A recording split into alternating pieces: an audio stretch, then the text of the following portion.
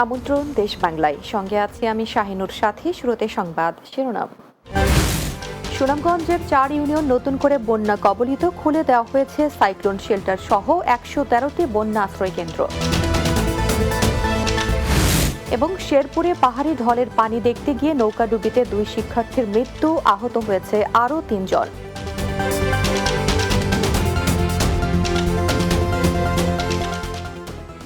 শুনছিলেন শিরোনাম, এবারে বিস্তারিত। সুনামগঞ্জের শাল্লা উপজেলার 4 ইউনিয়ন বন্যা কবলিত হয়েছে। শ্বাসখাই, টোকচান, প্রতাপপুর ও দাঁড়াইন বাজারে পানি ওঠায় অধিকাংশ দোকানপাট বন্ধ। রাস্তার উপর দিয়ে চলছে নৌকা। বিভিন্ন শিক্ষা প্রতিষ্ঠানে এবং কমিউনিটি ক্লিনিকও প্লাবিত।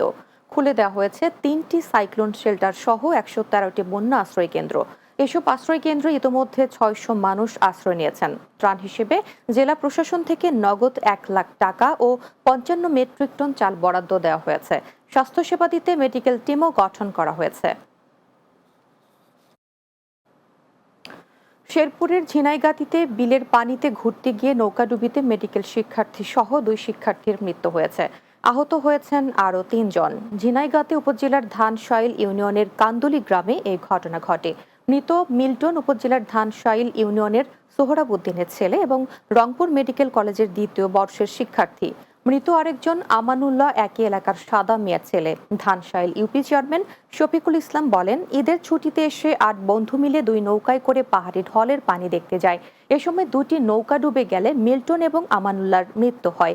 আহত বাকি 3 জনকে শেরপুর জেলা হাসপাতালে নেওয়া হয়। সাধারণ মানুষের দুর্ভোগ লাঘবে ঈশ্বরদী রেল ক্রসিংয়ে জরুরিভাবে আন্ডারপাস নির্মাণ, টেম্পো স্ট্যান্ড ও বঙ্গবন্ধুর মোরাল তৈরির সিদ্ধান্ত চূড়ান্ত হয়েছে বলে জানিয়েছেন পাবনা 4 আসনের সংসদ সদস্য গালিবুর রহমান শরীফ। রেলওয়ে পাকশি বিভাগীয় ব্যবস্থাপক শাহ সফি নূর মাহমুদ ও পাকশি বিভাগীয় প্রকৌশলী 2 বীরবল মণ্ডলের ব্যবস্থাপনায় মুরাল তৈরির স্থান নির্ধারণ ও রেল ক্রসিং আন্ডারপাস এলাকা পরিদর্শন শেষে তিনি এসব কথা বলেন। এ সময় পাকশির ডিআরএম শাহ সফি নূর মাহমুদ, পাকশি বিভাগীয় প্রকৌশলী 2 বীরবল সভাপতি ও জাতীয় সাংবাদিক সোসাইটির কেন্দ্রীয় নির্বাহী পরিষদের সাংগঠনিক সচিব তৌহিদ আক্তার পান্না সহ অন্যরা উপস্থিত ছিলেন। কিশোরগঞ্জের কটিয়াদীতে জ্বালানি তেল, সার, বীজ ও কীটনাশক বিক্রয় ও সরবরাহকারী একটি ব্যবসা প্রতিষ্ঠানে অগ্নিকাণ্ডে প্রায় 3 কোটি টাকার ক্ষয়ক্ষতি হয়েছে। পৌর এলাকার কটিয়াদি পুরাতন বাজারে মিস্টার্স দেবনাথ রাধানাথ ট্রেডার্স নামে একটি দোকানে অগ্নিকাণ্ডের ঘটনা ঘটে। এ সময় দোকানে থাকা বিভিন্ন জ্বালানি তৈল, রাসায়নিক সার ও কীটনাশক পড়ে প্রায় 3 কোটি টাকার ক্ষয়ক্ষতি হয়েছে বলে ধারণা করছে মালিকপক্ষ। পরে ফায়ার সার্ভিস স্টেশনের একটি টিমের কয়েক ঘন্টার চেষ্টায় আগুন নিয়ন্ত্রণে আসে। দেশ বাংলায় নিচ্ছি বিরতি। ফিরে আসার পর অন্যান্য সংবাদের সাথে আরো যা থাকছে। বরিশালের উজিরপুরে কৃষি মেলায় আধুনিক প্রযুক্তি প্রদর্শন, ব্যবহারে সুফল পাচ্ছেন স্থানীয় কৃষকরা।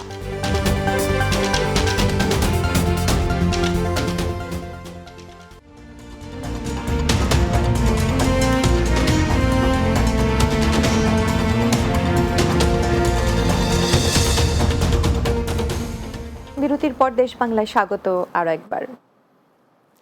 আধুনিক প্রযুক্তির ছোঁয়ায় বদলে যাচ্ছে কৃষি ব্যবস্থা, যার সুফল পাচ্ছে প্রান্তিক কৃষকরা। সম্প্রতি কৃষকদের মান উন্নয়নের লক্ষ্যে বরিশালের উজিরপুরে কৃষি মেলার আয়োজন করে দক্ষিণাঞ্চলের 7 জেলা কৃষি সম্প্রসারণ অধিদপ্তর, যার মধ্যে কয়েকটি প্রযুক্তি ইতোমধ্যে পেয়েছে সফলতা। উজিরপুর থেকে হৃদয় আহমেদের তথ্য ও চিত্রে বিস্তারিত জানাচ্ছেন সুরাইয়া সীমা। বরিশাল, ঝালকাঠি, ভোলা, পটুয়াখালী, বরগুনা, মাদারীপুর ও শরীয়তপুরে 6 দিনের কৃষি মেলার আয়োজন করা হয়।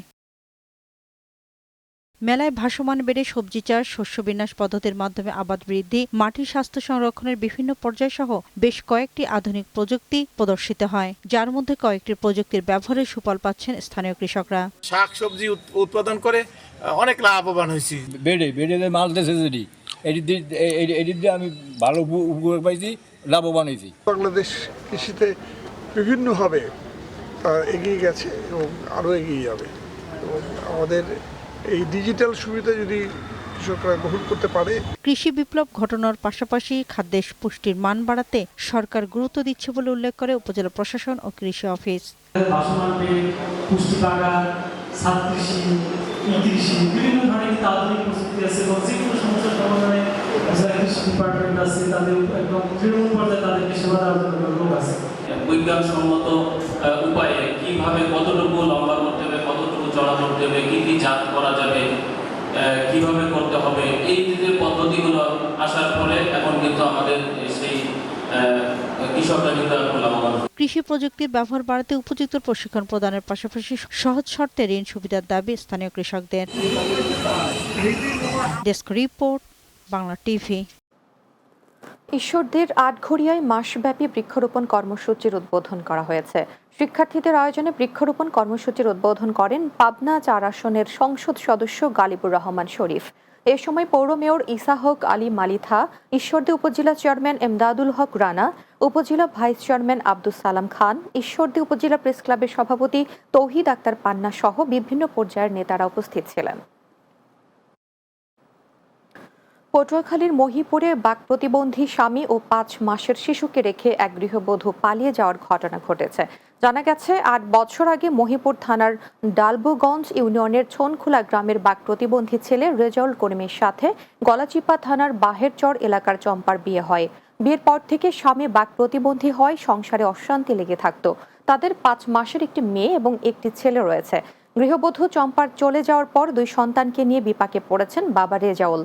মহিপুর থানার এসআই জিয়া জানান, এ ঘটনায় থানায় লিখিত অভিযোগ করেছেন গৃহবধূর শ্বশুর। বিষয়টি তদন্ত করে দেখা হবে। প্রতি বছরের মতো এবারেও নানা আয়োজনে বান্দরবানে সনাতন ধর্মাবলম্বীরা উদযাপন করছে ভগবান জগন্নাথ দেবের স্নানযাত্রা উৎসব। বান্দরবান কেন্দ্রীয় রথযাত্রা উদযাপন কমিটির আয়োজনে বান্দরবান শ্রী শ্রী কেন্দ্রীয় দুর্গা মন্দির প্রাঙ্গণে বর্ণাঢ্য আয়োজনে করা হয় জগন্নাথ দেবের স্নানযাত্রা উৎসব। এ সময় বৈদিক মন্ত্র উচ্চারণ, সমবেত কীর্তন, ধর্মীয় সঙ্গীত পরিবেশনা, গীতাপাঠ ও ভগবান জগন্নাথ দেবের স্নানযাত্রায় অংশ নেয় সনাতন ধর্মাবলম্বীরা। জগন্নাথ দেবের স্নানযাত্রা শেষে আগামী ৭ জুলাই রথযাত্রা এবং ১৬ জুলাই হবে উল্টো রথযাত্রা। গ্রামীণ ঐতিহ্যবাহী হাডুডু খেলা টিকিয়ে রাখতে এবং নতুন প্রজন্মকে উজ্জীবিত করতে শেরপুরে বঙ্গবন্ধু হাডুডু টুর্নামেন্টের আয়োজন করা হয়েছে। শেরপুর সদর উপজেলার ২ নম্বর চরে শেরপুর ইউনিয়ন পরিষদের আয়োজনে ধাপুঘাট সেগুন বাগান মাঠে হাডুডু প্রতিযোগিতার উদ্বোধন করা হয়। ২ নম্বর চরে শেরপুর ইউপি চেয়ারম্যান সেলিম রেজার সভাপতিত্বে এতে প্রধান অতিথি ছিলেন সংসদ সদস্য ও শেরপুর জেলা আওয়ামী লীগের সাধারণ সম্পাদক মোহাম্মদ সানোয়ার হোসেন সানু। উদ্বোধনী খেলায় চরশেরপুর ইউনিয়ন বিবাহিত দলকে চরশেরপুর ইউনিয়ন অবিবাহিত দল পরাজিত করে। শেষ করব দেশ বাংলা, যাবার আগে শিরোনামগুলো আরো একবার। সুনামগঞ্জের ৪ ইউনিয়ন নতুন করে বন্যা কবলিত, খুলে দেওয়া হয়েছে সাইক্লোন শেল্টার সহ ১১৩টি বন্যা আশ্রয় কেন্দ্র। শেরপুরে পাহাড়ি ঢলের পানি দেখতে গিয়ে নৌকাডুবিতে 2 শিক্ষার্থীর মৃত্যু, আহত হয়েছেন আরও 3 জন। এবং বরিশালের উজিরপুরে কৃষি মেলায় আধুনিক প্রযুক্তি প্রদর্শন, ব্যবহারের সুফল পাচ্ছেন স্থানীয় কৃষকরা।